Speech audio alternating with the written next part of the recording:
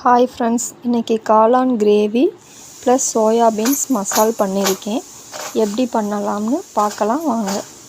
Soya beans first வேக வச்சு ஒரு விசில் வச்சு எடுத்து வச்சுருக்கேன்.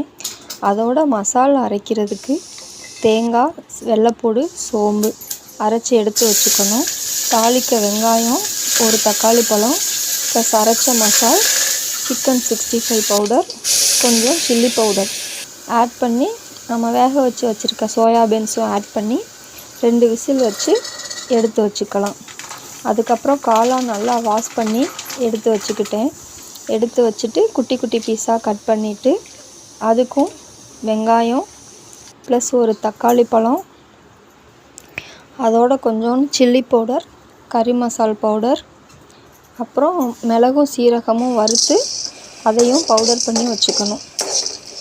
வெங்காயம் தக்காளி போட்டு தாளித்து அது கூட வாஷ் பண்ண காளானும் போட்டுக்கணும்.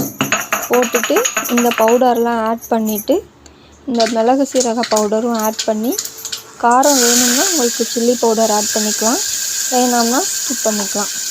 இது எல்லாத்தையும் போட்டுட்டு ஒரு பாக்கெட் காளானுக்கு நான் ஒரு 6 to 7 விசில் வச்சுருந்தேன். நீங்கள் அதுக்கு தகுந்த மாதிரி போட்டுக்கலாம். இப்போ காளான் கிரேவி ரெடி ஆயிடுச்சு. இந்த சமையல் உங்களுக்கு பிடிச்சிருந்தா லைக் பண்ணுங்கள், சப்ஸ்கிரைப் பண்ணுங்கள். தேங்க்ஸ் ஃபார் வாட்சிங்.